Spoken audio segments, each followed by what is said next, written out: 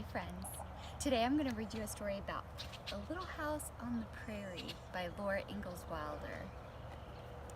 Once upon a time, a little girl named Laura traveled in a covered wagon across the giant prairie.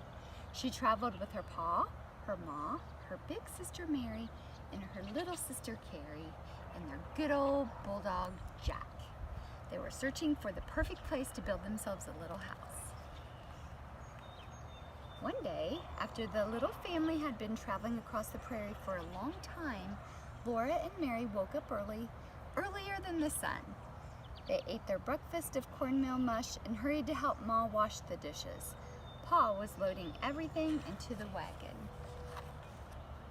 When the sun rose, they were driving across the prairie. There was no road to drive on, so Pet and Patty, the two gentle mustangs, waded through the grasses. Later that morning, Pa said, "Whoa!" The wagon stopped. "Here we are," he said. "Right here, we'll build our little house." Laura and Mary jumped to the ground. All around them, there was nothing but prairie. Right away, Pa and Ma began to unload the wagon. They took everything out and piled it on the ground while Laura and Mary and Jack watched. And then Pa drove the wagon down into the prairie, out of sight, to get a load of logs from the creek bottom. Laura was a little frightened to be left alone on the prairie without the wagon. She wanted to hide in the tall grass like a little prairie chicken.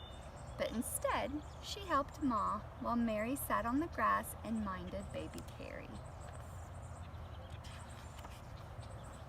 Soon, Pa came back with a load of logs. For days and days, Pa kept hauling logs. He made 2 piles of them, one for the house and one for the stable. When he had enough logs, it was time to build, and Pa began the house first. All by himself, Pa built the walls of the house, 3 logs high, and then Ma helped him. Log by log, Pa and Ma built the walls higher and higher. Soon, Laura couldn't climb over them anymore. Then, one day, Pa was off hunting, and he came home whistling merrily. "Good news!" he shouted. Pa had met a neighbor on the other side of the creek.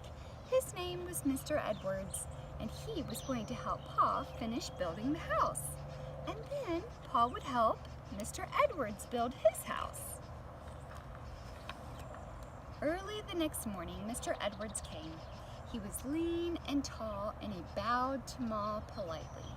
He told Laura he was a wildcat from Tennessee, and he could spit farther than Laura had ever imagined anyone could spit.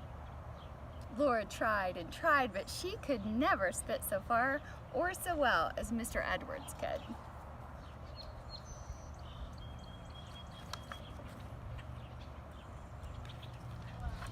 Mr. Edwards was a fast worker, and one day he and Pa built the walls of the little house as high as Pa wanted them. They sang while they worked, and their axes made the chips fly. They cut a tall hole for the door and square holes for the windows. Laura couldn't wait to see the inside of the house, and as soon as the tall hole was cut, she ran inside. Stripes of sunshine came through the cracks in the walls and went all across Laura's hands and arms and feet.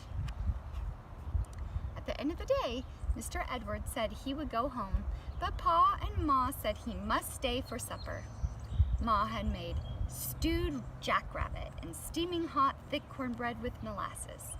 Mr. Edwards said he surely did appreciate that supper, and then Pa took out his fiddle and began to sing.